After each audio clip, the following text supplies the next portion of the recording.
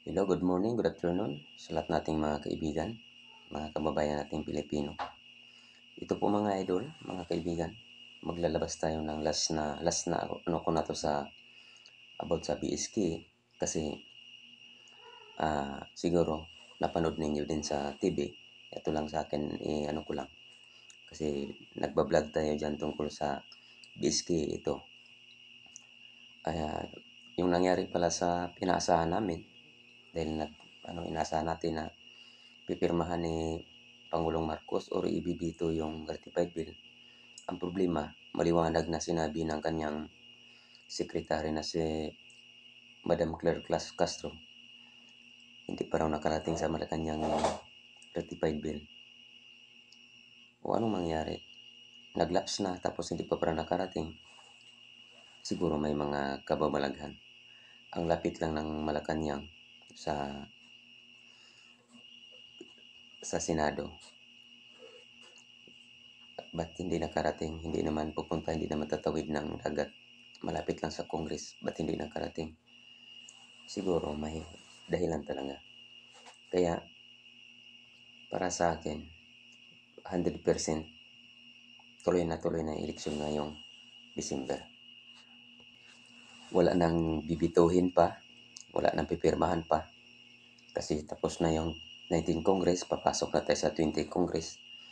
Kung gagawa uli ng batas ang mga Senado at saka Congress, magpapasa sila uli ng kanilang ratified bill or huli-huli na lahat. Kaya pala, inurong na ni ang bali dito na ginanyo ni Garcia yung pagparehistro na sa mga voters application, voters registration. Papasok na ngayong Agosto.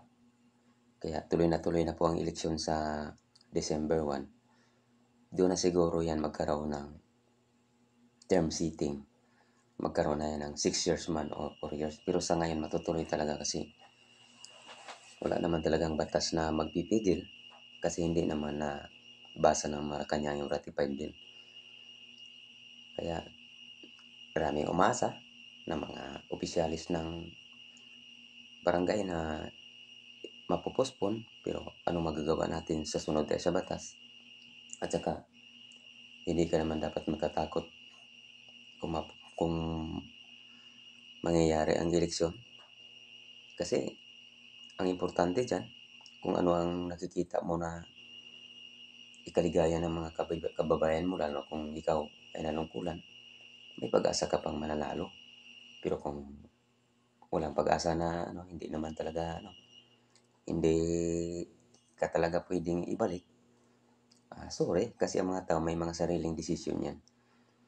Sa mga ulitin ko ulit, sa mga gustong tumakbo ngayon ng nahalala na to, patuloy na ninyo ang inyong pagpakilala.